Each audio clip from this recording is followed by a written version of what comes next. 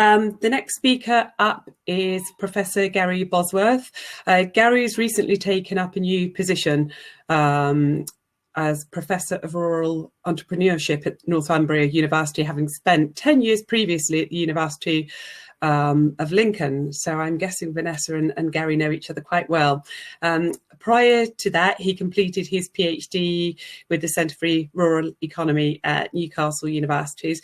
Gary's research lies in rural entrepreneurship, development, and also counter-urbanisation. He's worked in the field of he's worked in this field for quite some time with DEFRA, Midlands Connect, Greater Lincolnshire, LEP, and also the Big Lottery. He's currently working on research to understand the changing dynamics of rural economies and the features of rural places that support entrepreneurship. He's published hugely in this area with research collaborations all across Europe. He had a sabbatical, I believe, at the University of Groningen in the Netherlands, who were actually at the forefront of rural development and rural connectivity research. So Gary is very well placed to talk about the digital infrastructure in rural areas today. So it's over to you, Gary. Thank you. Thank you for the introduction, Juliana. There's my slides appeared as well. Yeah, and thanks to everyone for joining this discussion on what is obviously such an important and rapidly changing topic. So I just start by introducing the project that I'll be basing today's presentation on, which was a study commissioned by Midlands Connect called The Future of Rural Mobility, which got abbreviated to FORMS. So if you see FORMS in my slide, we've just been calling it that for a year, so apologies for the acronym. And the first study was done when I was at Lincoln with Charles Fox, whose work is very much around autonomous vehicles and the computers. He's a computer scientist looking at transport data and how you feed the data into producing autonomous vehicles and planning and creating those new advances in technology. And then Liz and Martin, whose work is more on the rural and regional development side. Out of that came some recommendations that I'll talk about, linked to hubs, among other things, and that triggered Midlands Connect to fund a second piece of work, which is ongoing and is led by WSP. Again, the names of the lead researchers are there, Jake, Giles, and Peter, and I've got a small role in this ongoing work. So I'll say a little bit about that, but it isn't yet completed and signed off by the client, so there's only so much I'm allowed to share with you today. I guess the one other thing I should say about the first project in particular is that happened before we knew what COVID or coronavirus meant, along with many other words that have come into our vocabulary this year. So then we were thinking about it in terms of there will be huge changes around technology, but we didn't realize the pace at which that might actually start to affect us. So sort of bearing that in mind as I speak today. So moving on to the first slide, and really focusing on the smart countryside, which is in the theme of this whole series of events run by CREST. And I think this is a really important place to start thinking about how mobility, how new technology can and should be developed for rural, more peripheral spaces.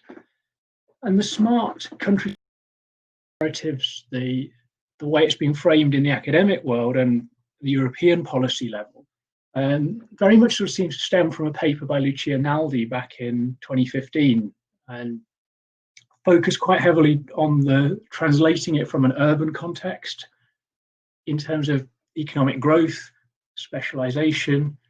It's about knowledge-intensive, innovative growth, those sort of ideas. Now, whether that works in a rural space, whether we need more diversity rather than specialization, are questions that I look at from the rural entrepreneurship, rural economy side, and probably not for specifically for today, but I think we need to think about that in terms of the difference that the different needs of the rural economy and the different types of businesses that will emerge, the different types of customers, the different residents, and the transport needs, the mobility needs, the connectivity needs that they will have. And fundamentally, this smart countryside narrative is based on technology and people, if you like. It needs to have, as Bill Slee says on the third point, it has to have a human and a social capital element. People in communities need to be engaged with the new solutions. They need to understand how the technology works. They need to have some degree of control over the mobility options they have. It doesn't need to just be top-down designed for them. It needs to be something where the community is part of the decision making. That way, the technology is designed to meet the needs of those communities rather than being designed for market purposes, for profit, which will probably mean rural areas don't get very much of it because there's not enough people to make it hugely profitable. So we need to think differently in terms of how this transport policy is thought through, is our argument.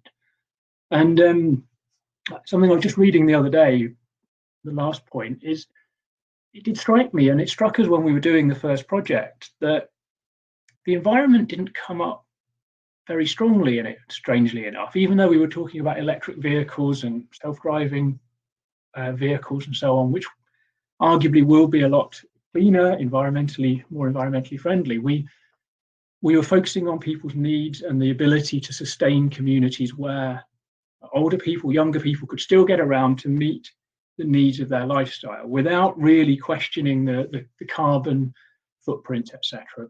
And this paper by Grace and there's Alistair Scott here at Northumbria was a co-author, and they've been looking at this in the city context, where again the smart narrative doesn't seem to include that much about sustainable or natural forms of development. So I think we need to bring those together in the work that we do going forward. But so a bit of an apology that I won't be touching as much on the environmental sustainability as perhaps I should do, but it's very much around the sustainability of rural communities and rural economies that's the focus.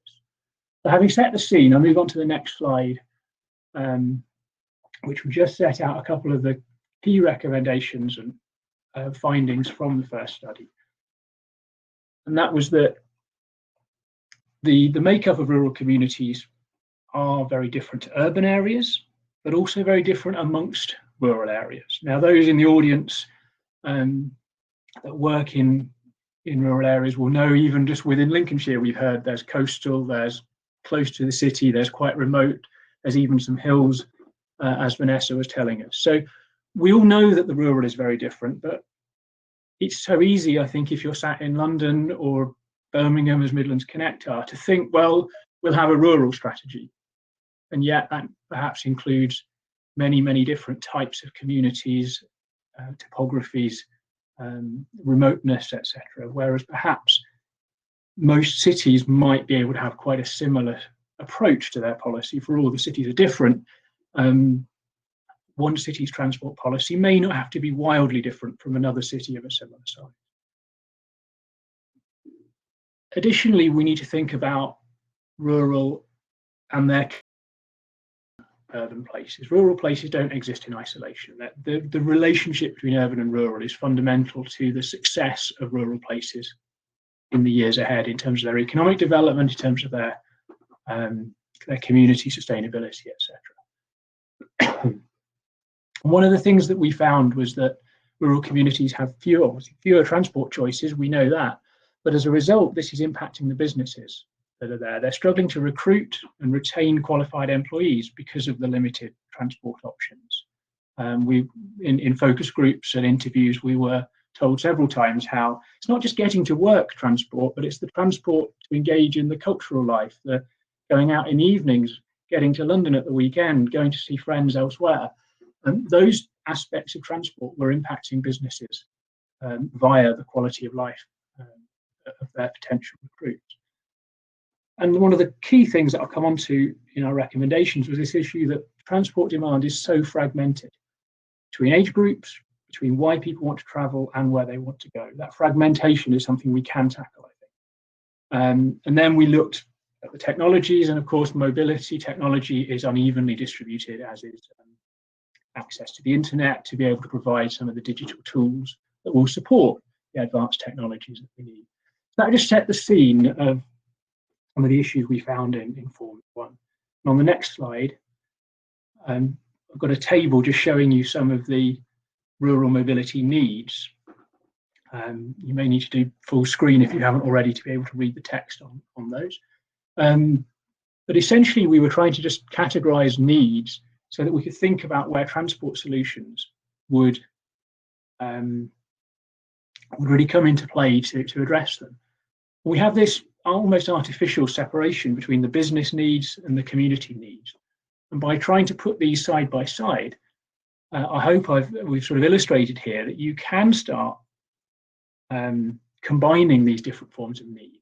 You know, if it's about businesses need skilled workers, community wants people to be more socially mobile, have higher career aspirations, well, they're not that far apart. If you look at broadband needs, well, business needs them, community needs them. So you start piecing all of these together, and there's a huge amount of demand for services that require mobility, which should be more than enough to create a sustainable business model. But these people want to go to different places at different times, and maybe there are different services funded under health budgets or education budgets, which means that the provision is also fragmented. So that was one of the things we really sought to tackle. And on the next slide was an idea that originated in this case from Belgium. You can have a look on the mobihubs.eu website. There are many other examples springing up. Just since a year ago when we did this research, I've seen several other similar images appearing. This is a really rapidly growing area of research. But we really focused on these hubs because, as I've put in the bullet point there, this isn't just about technology, this is about the social solution. If you can provide a hub, it doesn't have to be multicolored and so high tech as this if you're in a very small village. It could be a village hall with a cafe opposite that is a waiting room and has just a digital board that tells you when the next bus is coming. If you've got somewhere to wait, maybe with good internet connectivity and a bus stop that tells you when the bus is coming, you've got more than just a bus stop. People, maybe there's a cycle rack, maybe there's the e-bike charging point. You start to build these things together, you've got a higher footfall. It enables the businesses to locate there, and it also enables maybe families to travel. If that one bus is 20 minutes after somebody else's bus, you've not got to leave maybe the child waiting for the school bus for 20 minutes on their own, because there's a hub space where it's safe, it's warm, and maybe others from the community who you know are going to be keeping an eye on that person. So creating these spaces enables you to bring demand together. And once you've got more people, hopefully the private sector recognises the opportunity to run their services with a degree more profit, or at least a degree more sustainability, that they can serve more rural areas. These can also be hubs for the outlying hamlets and individual dwellings to be able to access the public transport network. So we feel this is really important for transport, but also for the communities as vibrant spaces in our countryside. So just moving on again to the next slide, that recommendation formed the basis for Forms 2, where WSP are leading on this project to really try and understand what these hubs could look like. And the tasks are set out there, which is to develop guidance on the right location and conditions for the hub, how it can be commercially viable, and then looking at some case studies in the Midlands. And in the diagram there, they're just the stages. One was just the inception, which is why there's no stage 1. But it's looking at a typology of the different characteristics that we need in the hub. The commercial side, the technology side need to both work. And then it's some guidance is being developed as to how you can implement these. And as I say, looking at opportunities in the Midlands area. I think one of the challenges will be ownership, management And that's where in the very small areas, there's going to be an onus on communities at parish council level, perhaps. In market towns, it may be more of an option for the public sector to run these and have enough resource to make them work. But in very small areas, there is a challenge there in terms of who controls them, and there'll inevitably be planning issues and so forth that we're looking into how they can be maybe incorporated into new developments supported by developers and so forth. So that's where the second project is going. So just moving on to the last 5 minutes or so, and the next slide. A couple of comments on the design of the hubs that we're really looking for. They need to provide facilities, community functions, commercial functions, as well as access to transport modes. It's not just about mobility, it's not just about transport. And the communities have to be involved. I've put there not just consulted, because for it to be commercially viable, the community's got to want to use it. So the facilities that I mentioned may not be business-based facilities, but we've got one in the village where I used to live, where there's proposals around to have a gym and a nursery and a cafe nearby the railway station. So a couple of those will be commercial, but also there's a men in sheds proposal. So you've got a very much of a social function within this same space, but you're pulling people into one area that creates the footfall, that creates that critical mass, the economy of scale, if you like, that people want to go there. People know if they go there, they'll meet people. And that socialization is a really important element. That's the proposal for a very completely new development, but you can retrofit this around existing facilities too. And as I mentioned there, if we can get house builders and landowners to be part of this, and I was at a talk last week for Como UK, and we heard an estate developer saying that they want to build their new developments, integrating transport, integrating these ideas. So let's make them prove it. Let's try and put this into the planning agenda so that we do build sustainable developments with this type of infrastructure built into it. So as the last point says, it's a 15-step process chart that is currently with Midlands Connect, and we're talking it through, and that should be published in the next few weeks, maybe very early next year. I'm not quite sure of the time frame, but that will help local authorities to think about how to develop these hubs and what may or may not be viable in a given area. So moving to the next slide and just sort of trying to put this into a bit of the smart rural theory. And there are two papers came out this year, one by Paul Cowie, Newcastle, who was looking very much at smart rural futures linked to sort of artificial intelligence and the fourth industrial revolution, and the one out of our forms work and focused much more on the transport mobility. In the next slide, I've got just a few key points that I think we both agree on in these papers, where rural areas are at risk of being left further behind. Because if it is going to be about technological futures, if it is going to be self-driving buses, electric bikes, and drone deliveries, whatever it might be, if it's left purely to the market, they're going to look at where there is a higher population density and thus the assumption of higher profits. And if that then just spills out into the rural, it's whatever fits the city that will be just sort of changed around a little bit to work in the rural. Some of those, drones are the obvious one, surely they're better designed for rural areas first, where there are less things in the way. So we need to try and encourage the developers, the innovators, to not be so narrow focused on the cities. We need to look at where the rural can do things better first. And part of that in the smart language is about empowering people to participate, getting parish councils, getting community groups on board. And part of it is about getting the innovators themselves to realise the opportunities that rural places offer for testing and perfecting some of these new technologies. So moving to the next slide on the technology side of things, and just a few of the things that may be coming in over the years ahead. It's really difficult to predict, because I think one big change will determine which other ones fall by the wayside and which other ones actually gain traction. But I had to put a picture of Charles's book on there, otherwise he'd have got very upset. The data science side of it is way over my head. I'm not a mathematical data scientist, but it's fascinating what can be done as we start capturing every movement of every car.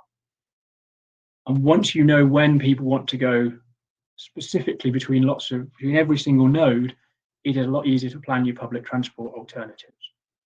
So data is essential, but data is also essential for things like car sharing, lift sharing, where we can start through our smartphones. We can be paying per mile the person who's giving us a lift. The smartphone knows where we are. You can have micro payments. These things they can be done. It's just a matter of people being familiar with them and the commercial reality of there being enough people using it. But that needs rural areas to have the same level of 4 or 5G connectivity. The other thing we need to do is think about what the mobility is. People going to get goods and services is what's happened in the past. We move also goods and services to people. Amazon seems to come to my house every day at the moment. That's what happens when you just move house, isn't it? But that's too many white vans going through rural areas, surely. So maybe in the hub, we need to think about where the Amazon van can drop things off for the whole community in rural areas. We get them on university campuses. Why can't we have them in rural hubs? So let's make a hub for delivery as well as for people. And the final point, do we need to move for many of these services, such as doing a conference presentation from my home office? We can deliver things, we can do things differently. So we don't quite know the direction of travel for these, but rural areas will be impacted by them. And my final point, I'm conscious I've about used the 20 minutes, so and the next slide just captures this idea of demand bundling, which with Koen Salemink in Groningen we talked about in relation to broadband provision, where isolated rural communities didn't have good broadband. The people were getting together to make initially to try and create their own provision, but once the big companies realized there was enough demand, they stepped in and provided the broadband. So taking that concept into the world of transport, if communities that are underserved can get together and say, well, hold on a minute, there is more than enough of us that want to use, whether it's a self-driving vehicle like the one on the left, whether it's the dial-a-ride type option on the right, or whether it is about these lockers for delivery. All of these are ways we bundle the demand into a single space or a single time frame. So again, hubs allow demand to be bundled across time. Maybe there's a 45-minute window. If you can sit for half an hour doing some useful work while waiting for the bus, between dropping your child off with a school bus and getting your bus to work, you're widening that window of demand. And if that's all in one comfortable, accessible space, we start to see a better proposition. So that's the notion of demand bundling that we've put forward, aligned to the hubs. So I think the last slide is just summing up the recommendations, which is that rural stakeholders need to encourage innovators to recognise the value of connecting rural areas into their networks from the outset, not retrofitting it after we've served the city.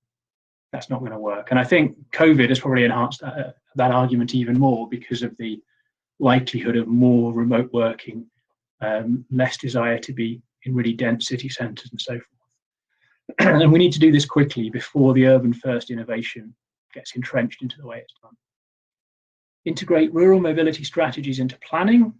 Well, that's hubs, charging points, whether that's the active transport that we've heard mentioned this morning, funding for it, making sure the funding is equal across rural and urban areas, and having the digital infrastructure as well as the physical infrastructure, which is picked up in the next point in terms of the way the digital infrastructure can enable all sorts of these will at the moment perhaps feel a little bit way off, but the lift sharing, micropayments, there are parts of the country where this is already working effectively, but it still feels niche, and it shouldn't do, because it can be done.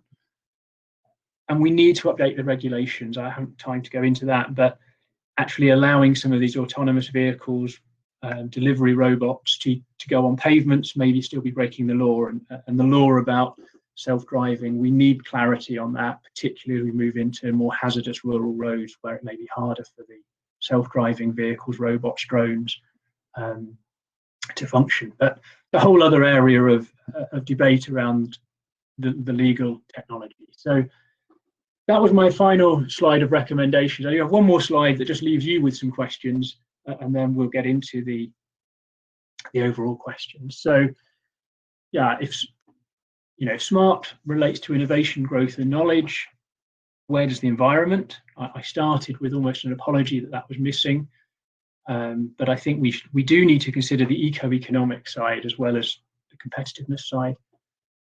And then, yeah, is COVID going to drive change? Is climate change going to be the big driver of change? Will it be technology and big companies rolling out technology, or will it be communities themselves? And I don't know the answer to those final questions, but I think we need to really focus on those to come up with the solutions that are going to best improve rural communities and improve people's lives. So I'll leave you with those thoughts. Thank you, Gary. That was really interesting, and some useful points you've pulled out there. I think most of the CREST team will be zoned in on the environmental angle at the moment, along with other people in the audience thinking, oh, yeah, that's interesting, because that is obviously the area that we are also interested in. We've got some questions for you on the chat here, so in the Q&A. So if anyone's not put a question in, please do, and start voting up those questions so I can get through them before we go to our next speaker. So the first one for you, Gary, how do you see the role of hubs aligning with the flexible and fluid nature of demand-responsive travel? I don't think they need to compete with one another. I think there are two possible ways you could look at that. For the very remote, if you're looking at sort of market town hubs, demand-responsive travel could link people into hubs from a market town to a higher level of geography. But at the very local level, again, if demand-responsive travel is able to take more than one person at a time, the hub still becomes a space where they can come together. And because the hub provides, the fundamental value of the hub is if it provides a safe, useful community waiting space, then I think people are going to be more willing to wait half an hour for their demand-responsive travel, rather than if you've got to wait at a cold bus stop or hear out your window, when are they coming, when are they coming? So I think there are two different ways that hubs can fit that model. Okay, thank you. Yeah, and that sounds quite familiar, actually. Standing in the rain, waiting for a bus that doesn't arrive is no fun, especially when you're trying to get to work. So there's a question here from Paul. How do we change rural's mindset to be in charge of its destiny rather than wait for services to creep out from the city? I think that is probably a shared for you. Yeah, I think that's probably one of the questions almost that I left you with. Was it, will rural communities drive change or not? How do we get our voices heard, I suppose, more than how do we, yeah. I suppose my feeling is that one of the real challenges is those that can drive the private car tend to have the loudest voices, and we've been hearing about getting rid of petrol cars and so on in the last couple of days, haven't we? Until that agenda really starts to drive forward, and until Generation X or Z or whichever they currently are, sort of the current undergraduate student age group, as they start, I'd say driving, but start having more independent mobility, because a lot of those aren't doing driving tests nowadays. So the demand for private transport among that age group is decreasing. I think those habits will change, but it will take a long time without big advocates, parish councils or carpooling groups. It needs leaders to take on the idea that we can do this, and you need community leaders to make it happen. It's interesting what you said about the shift in young people, less of them taking their licenses. Is that due to cost, or is that due to? I think it's partly cost. I think it's partly the increased number of people going to university, where you can't park a car, you don't really need a car, so that's delaying people perhaps learning to drive. But yeah, there's some quite interesting data out there about younger people, that sort of generation now being less inclined to drive. But of course, I did a focus group out in the middle of Lincolnshire, and Everyone drives. It's a slightly different answer. Yeah. It's like, well, we can't see our friends if we can't drive. So as soon as they're 17, they're getting their test. So it's again an urban-rural difference. Yeah, that is very true of how I grew up as well. Yeah. So moving on to, I put a question in. Sorry, how long do you think it will be before we actually get these mobility hubs? I think we'll have something next year as some pilot examples. They're not going to be like the picture I showed you. They will be quite informal. But I think, there is the Forms 2 intends to have, I think, 3 or 4 pilot projects. But there are a number of people reaching out to us and saying, we want to try a pilot. How can we do it that aren't part of the Forms idea? So, yeah, they will all look very different. Many won't work or won't work perfectly. But I think that there's a real appetite to try things out at the moment.